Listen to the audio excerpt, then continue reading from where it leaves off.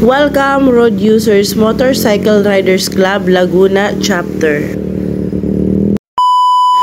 Hi everyone, this is me Kalahi Motovlog, and for today's video, i-share ko sa inyo ang ginawa naming long rides from Laguna to Pangasinan.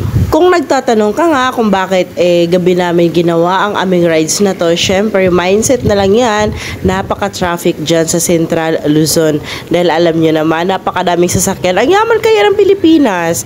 Hindi ko nga alam kung bakit sinasabi nila na pinakamahirap na tayo sa buong mundo.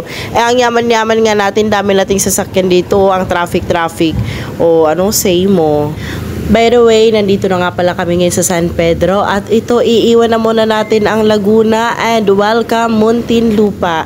Dahil nga nandito na tayo sa Muntinlupa, kailangan maging maingat tayo dito. Sa mga hindi pa nakakaalam, ang Muntinlupa ang pinakamahigpit pagdating sa kalsada. Bawal na bawal ka ditong mag-counterflow dahil kapag ginawa mo yan, sigurado ticket ang katapat mo. Kung ikaw nga na nanonood ng video ko na to at ikaw ay isang rider na wala ka pang grupo, welcome na welcome ka sa aming grupo dahil ito ay legit at siguradong mag-e-enjoy ka sa aming samahan. At ito na nga, iiwan na muna natin ang Muntinlupa at nandito na tayo ngayon sa Caloocan. At dito nga nag-stop over muna kami dahil nga yung president namin medyo masama ang pakiramdam pero sumama pa rin siya.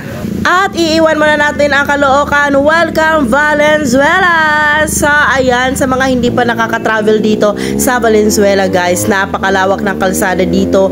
Pero kung gabi naman ang rides mo, mag-ingat ka talaga dahil napakadilim ng kalsada dito. At higit sa lahat, ang lalaki na makakasabay mong sasakyan, kaya wag kang singit ng singit kung ayaw mong ma-meet si San Pedro. At this time, iiwan na muna natin ang Valenzuela at welcome tayo dito sa Bulacan. At alam nyo ba na dito sa Bulacan matatagpuan ang pinakamalaking stadium sa buong mundo, ang Philippine Arena na ipinagmamalaki ng mga iglesia ni Cristo. At this time, iiwan na muna natin ang Bulacan at welcome Angeles City, Pampanga. At this moment, nandito na kami sa Mabalacat City, Pampanga at syempre nauuhaw na, nagugutom na ang iba at naghahanap na kami ng makapihan or makainan dahil nga antok na kami. At dito nga nag-stop over kami dahil akala namin ay may kapihan dito. Wala pala, madalas naming nadadaanan dito ay parisan.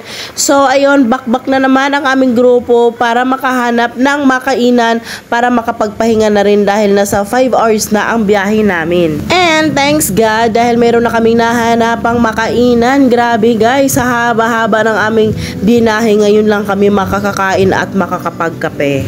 Eto nga, tapos na nga kaming kumain at ito, binabaybay na naman namin ang napakalawak na kalsada at nandito tayo ngayon sa pinakamagandang tulay ng Bamban City, Tarlac. Sa sobrang ganda nga ng kalsada dito, inaiwan namin ang mga kasama namin.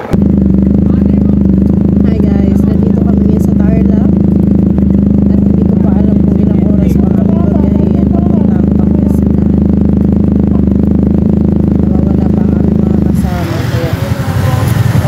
Wait.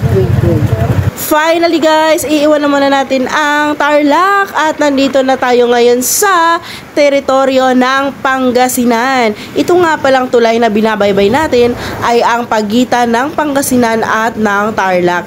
Kaya iba ang excitement namin dito dahil talagang totoo na ang long rides namin dahil nandito na nga kami sa Pangasinan. At ito na nga ngayon, nandito na kami sa Manaoag Arc. At mula nga dito sa Manaoag City, kami ngayon ay babiyahe pa ng higit 1 oras para marating namin ang bahay ng isa naming kasamahan para doon naman kami mag-almusal. Pero bago pa man kami makarating doon, ay may napangyayaring hindi namin inaasahan.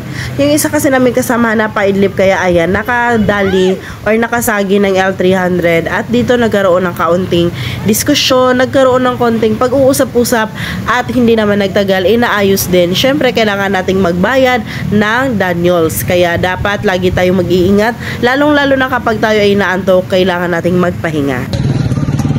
Good morning everyone! We are now here na Pangasinan! Charot! O ayan, nandito na mga gala, mga putain, mga walang almusal, mga pababaho. Kami lahat yun!